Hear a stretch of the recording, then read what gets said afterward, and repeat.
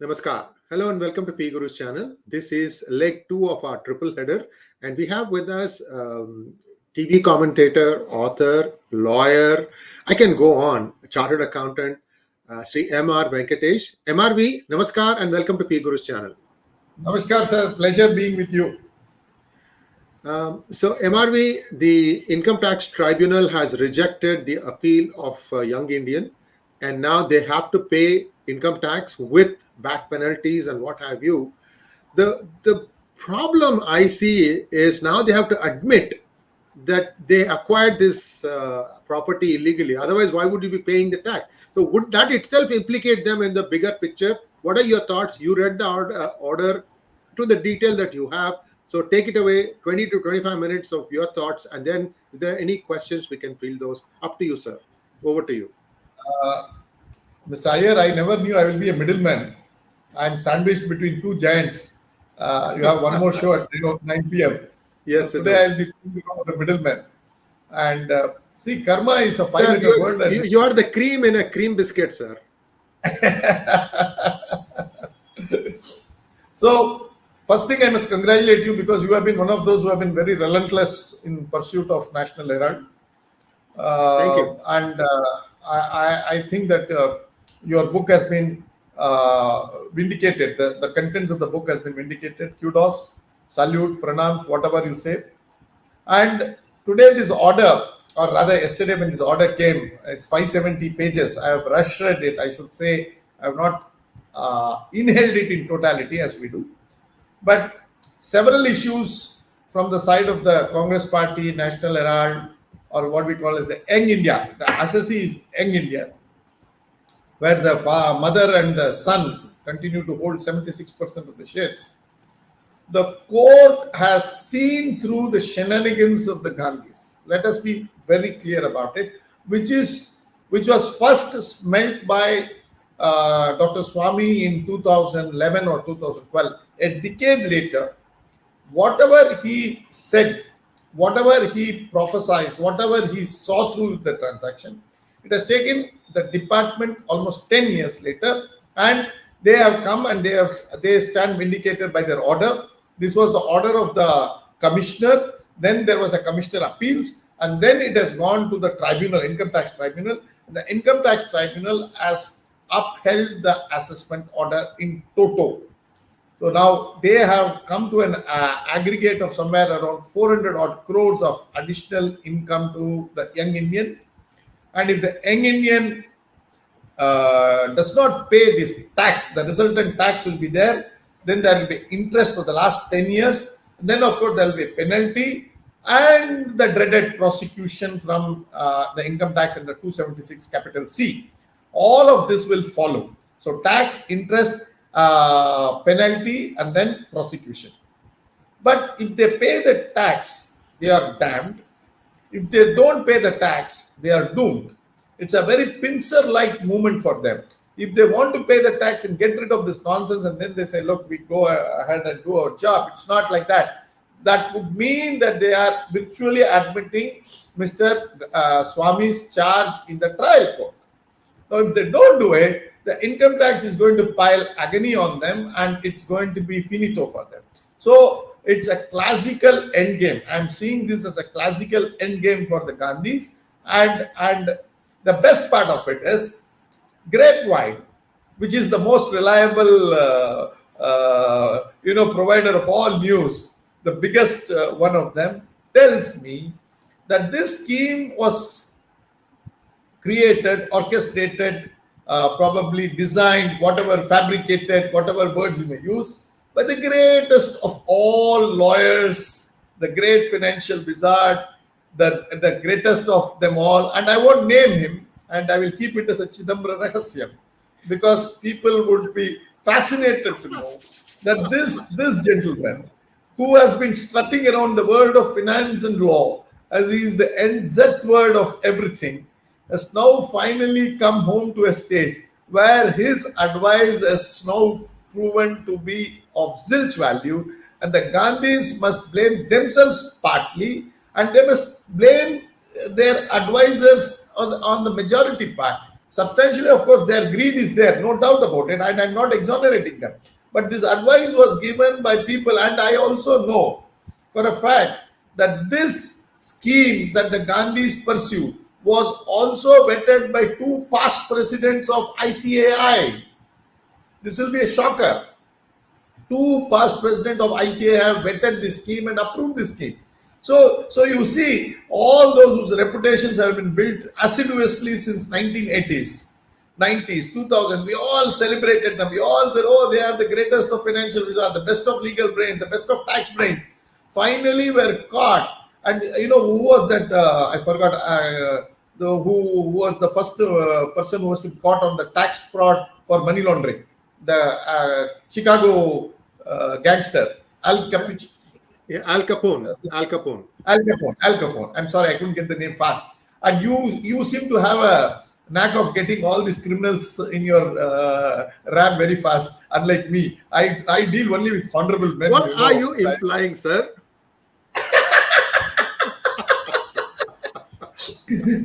Now comes the most important part. I want to read some portions of the order for the benefit of your viewers.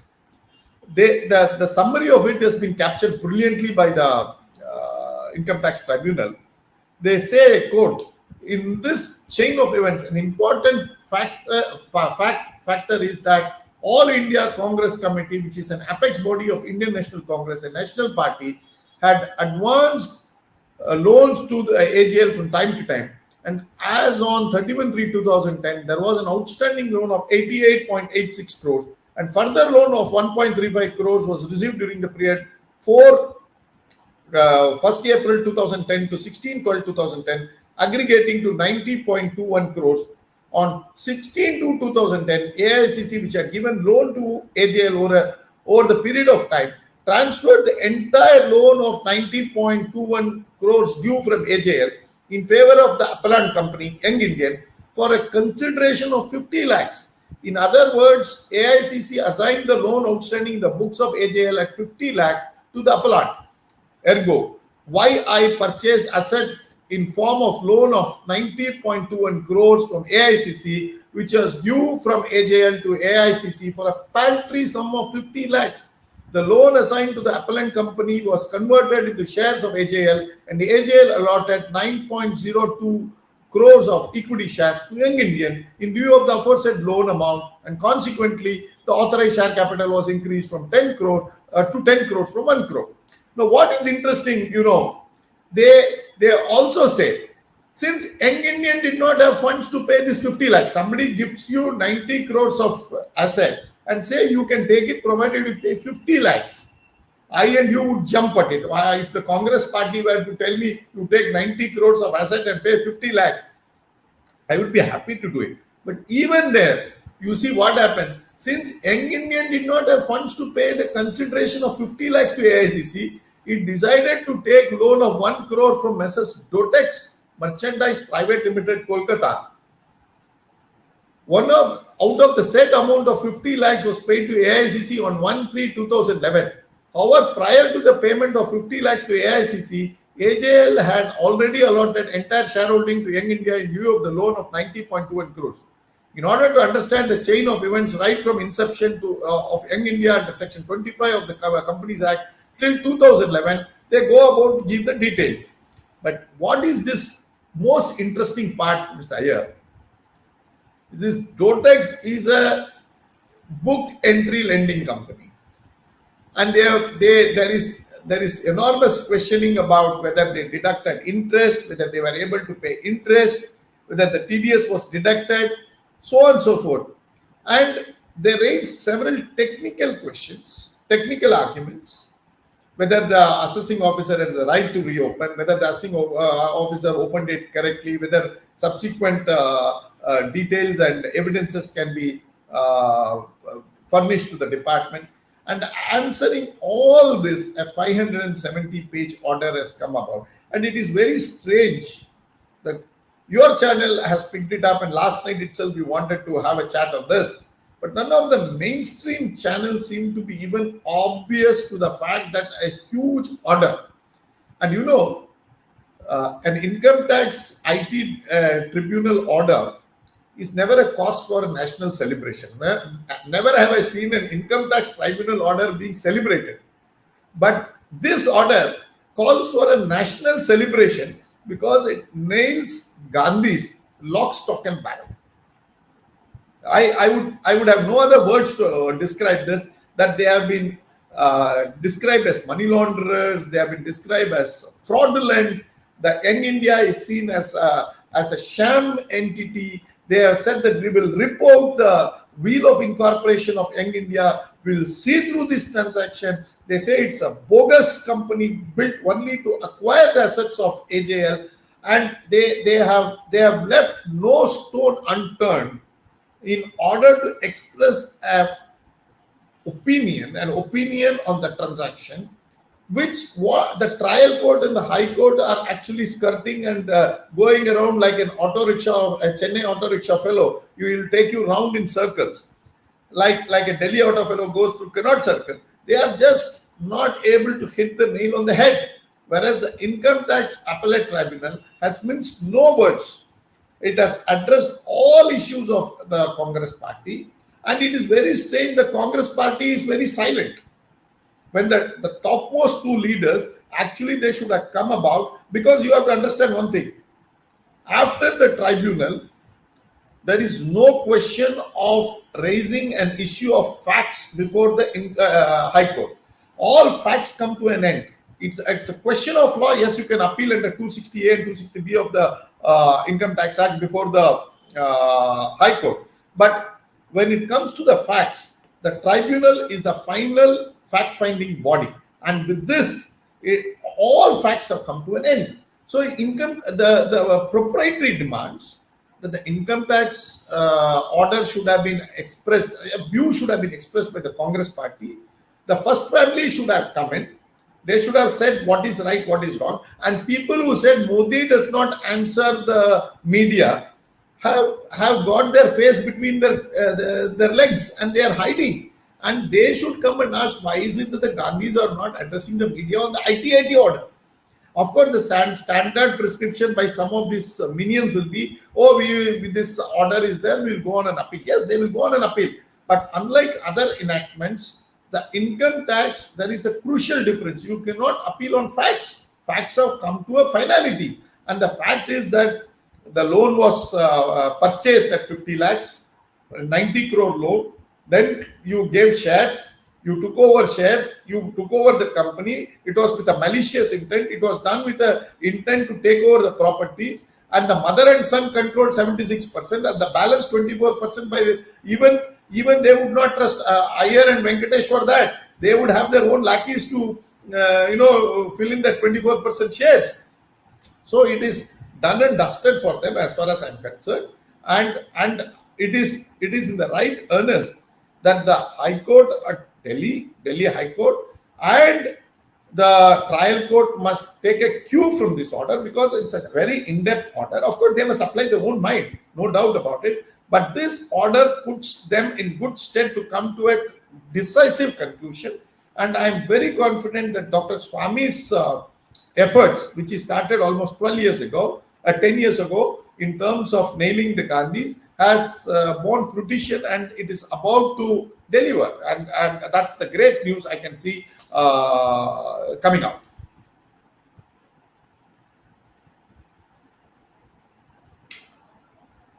Sir, you're on mute. Sorry about that. Every time I seem to manage to do this thing. Now it's okay, right? Yeah. Okay. In all these things, as this thing starts playing out, there is a bigger, in terms of casualty, there is another party, a political party, that is also going to face the music. And I'm not going to tell you the name, but if you read my book, you'll know what I'm talking about. And because the same way, same method of shell company was used by the same party such as Congress to first fund this party, which now is, I'm telling everything, in power in 2 states. So we'll have to wait and see what happens. So 1.5 states. 1.5 states. 1.5 states. Okay. and it begins with the letter A and it ends with the letter P. There is only one letter in between. And it is the first letter of the English alphabet. So my question, MRV, is this is just one small saga in all this huge drama that they have enacted. Let's play it out. Now, let's say they go back and appeal this. Where will they appeal? In a high court? If there is high court, then they'll go to a bench. Then they'll go to Supreme Court bench. So 4 steps. No. Delhi High Court will be in a bench only, because all High Court matters will be heard only by a bench according to the Income Tax Act. There is no single judge. So it will go to the bench, and from there it will go to Supreme Court. So whenever there is, here the thing is settled because it has been ruling on facts. Will the Delhi High Court bench, whoever decides whether to take up this case or not, rule immediately saying that, look, the facts are settled, there is nothing to argue? No, the law itself says it is only a question of law. So they must raise only the issues that will be raised will be whether income tax officer was right in saying this on question of law, whether this is, they will definitely raise. They will raise because they have raised before the tribunal also under 28. So they will raise it under 28 again, whether the calculation, the methodology and all those things are, correct or wrong. But that's not the issue. That will only increase or decrease the quantum of tax. That's separate. But that a malicious intent was there to acquire the loan, that you bought money from Dotex. Dotex is a book entry company. All these facts come to settle. And this is what Dr. Swamy has been arguing before the trial court. So what the Income Tax Appellate Tribunal has done is that it has virtually given an order in writing to the trial court, at least on facts. And now the trial can move expeditiously. That's the larger point. Yeah, Young India has a right to appeal, and they should appeal also if they require. They can go and appeal, that nobody can stop them. And then it will take some time because issues have to be framed, department has to reply. It will take a couple of years for us to finally come to a conclusion about Delhi High Court. Probably it is stated for April 2024. Nice timing. And also remember, viewers, this is a criminal case. A criminal case is a lot more serious when you are finally judged to be guilty. You can't escape jail term. There is no way they can escape by putting some fine and saying that, oh, okay, now we can escape. So the day when pizza is going to be delivered in Tihar is not far away. Dr. Swamy used to always have this optimistic view that it will happen sooner rather than later. But that's okay. You have to give law the chance for the other side to plead the case. On that I will stand with anybody, because the courts have a duty to hear the other side. You can't hang just because it suits you politically. So the rigors of law, the process of law has to be undergone, and however difficult and tedious it may be and irritating it may be, we have to go through it. And but the way the order has been upheld by the ITAT, they have nailed every single loophole that the Congress wanted to exploit, and they have answered it with authority of law. And rarely I have seen a tighter order from the Income Tax Tribunal. Very rarely do you get these type of orders. So huge amount of intellectual thought process has gone into by the judges who have written this order. So salutes to them also. They have dispassionately done their job, a brilliant job. So, we have said that the legal course is one side. Now, the case is still being heard in a special court, where Dr. Swamy is, finding that every time it comes up for, his date comes up, there's a new judge. So the new judge has to start all over again. So my unasked for advice, get like 20 copies of our National Herald book, because it has all the dates, all the facts, everything that's known to mankind. So it's much easier for the new judge to come up to speed, is all I'm saying. Yeah, we can even give it to them free if they want. But MRV, you were one of the people who have been watching this from the very beginning. Were you there that day when Sonia Gandhi and Rahul Gandhi came to get bail? Yes, I was. I was. So Why don't you play out what you observed? Because we have heard Dr. Swami's version, but you had more like you probably had more time to look at all the faces and expressions of all the different people. Manmohan Singh was there; he was made to stand. And please go ahead. I was just in the threshold of the court. I did not get in because at the time I was not a lawyer. So I was just a chartered accountant at that point of time. I didn't give up my certificate of practice. But I was there in the court first as a witness for this matter for Dr. Swami.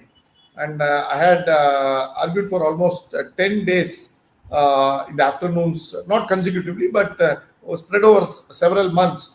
So we used to come and argue at least 10 occasions, if I remember right, we did argue. And we were able to impress upon the judge virtually what is coming out in the income tax tribunal. So the important thing that I can see is that whatever Dr. Swami was able to look at as a granular detail about this case 10 years ago has been captured by the income tax department. That's one. And on that day, I was standing out, and there were a lot of anxious congressmen. And they were probably not knowing that I was one of Dr. Swami's witness in this matter. There was palpable tension, and there were people going in and coming out. It was unbearable for them to see that Dr. Swami having pulled Sonia Gandhi to a magistrate's court and take her to cleaners. So this was never did in the history of Congress did the congressmen think that the Empress of India, the uncrowned Empress of India, would have to be subject to such ignominy of having to walk to a magistrate court on a charge of 420 and whatnot. So this was fairly humiliating for the congressmen. I was along with the congressmen, so I know what they felt and what they were talking and whispering and praying and brooding. Of course, there was a show of strength outside the court with the area in and around the hexagon having been brought to a virtual standstill. But I'm sure too much of water has flown through the Ganga. Today, if probably Sonia Gandhi has to meet her inevitable fate, and a tryst with TR is a certainty, in which case I don't think so. There will be hardly a few hundred congressmen across the country who will be wailing. So I think it is time for the government of the day to ensure that it puts the right type of infrastructure in place to see that the trial court matter comes to a logical conclusion quick and fast. This is the opportune moment. This is the right time. And I think this should not be lost. Thank you very much, MRV. And viewers, there's a little bit of an interesting story behind how this case was even taken up. When this was presented in the Patiala court, no judge wanted to touch it. No judge. Then there was this new judge who just got appointed to that court. By default, it landed on her desk. Her name is Gomti Minocha. And I think she's probably going to be rising higher. And see, we do have a few good people in India. And she just read it. There was nothing there. It was black and white. The crime was black and white. And she was able to see her way clear through this thing. And just think about it. These people thought that nobody will take it up. And this case will not even see the light of day. And yet it was taken up. It was, it was judged, and then they tried up and down. They've gone to Supreme Court on some matters and back and forth. MRV, this itself is fairly severe on them. Now, there are many other cases. All these things are in like a big bowl where you don't know where the beginning of the thread is, because there are so many of those. The spaghetti bowl. Spaghetti bowl, right. I mean, how do you see the political fallout of this? There's already G23 within Congress, and there is the Gandhi family. Plus, I don't know whether P. Chidambaram has one leg in that camp or not. I don't know. Politically, how do you see this thing? See, Congress seems to be in the ICCU, and unfortunately so. And now even, in fact, in the sense of bravado, I can see some BJP leaders taking on themselves the responsibility of keeping the Congress alive, and for good reason and good measure. But that's not your question, but I'm just coming to your question. See, the fallout is going to be tremendous. And if the And I think the matter of Dr. Swami in the Delhi High Court is posted for May. And if it comes in and if they agree to the proposition, because after all these evidences and all these matters coming from a lower judiciary, which has nailed the Gandhis so eloquently and so firmly, I think there is hardly anything for the Delhi High Court to do except to say, yes, you can go ahead with the trial.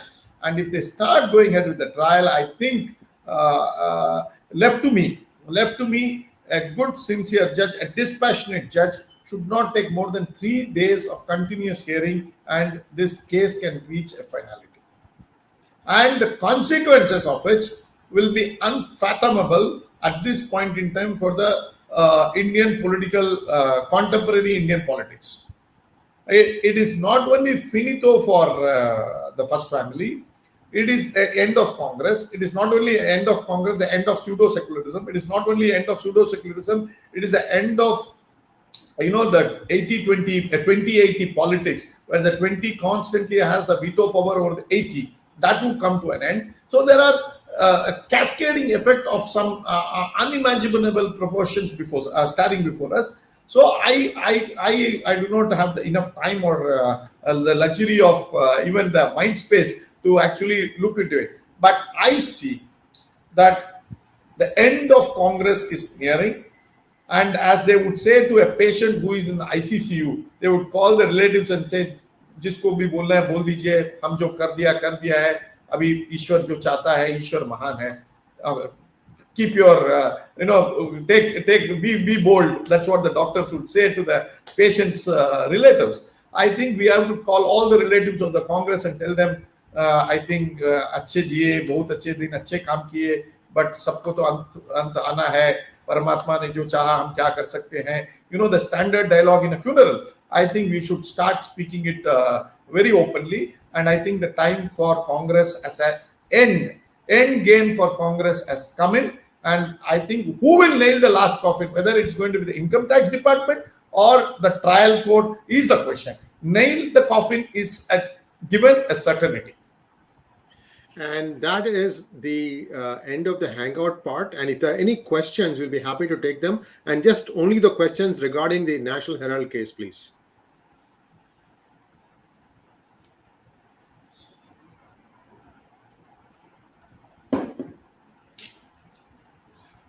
I'm just trying to make sure that, no, I don't think there are any questions. So thank you very much. You want to add something? We can conclude. No, I'm through. Okay, great. And I'm just getting a message. Yeah, there were questions, but not on this topic. So we are going to let go of that. Let not go and deviate something else. Thank you so much, MRV. And see, it's a couple of the people who were there at the beginning of the case are no more here. They've already ascended to heaven. I don't think that's going to change the outcome of the case. So thank you once again. Yeah. So that will not change. Yeah, and that will probably hasten the ascendancy of Congress to hell. Yes. and viewers, what we said, we were dead serious about the other party. We are going to come back. We'll have MRV come back when these things start. They have a rippling effect. That wave is going to reach that party very soon. So just wait and watch our prophecy. I also wrote a book about that party. So I'm giving away the whole game here. But just wait and see how this plays out. Thank you so much, MRV. Namaskar. Thank you. Namaskar.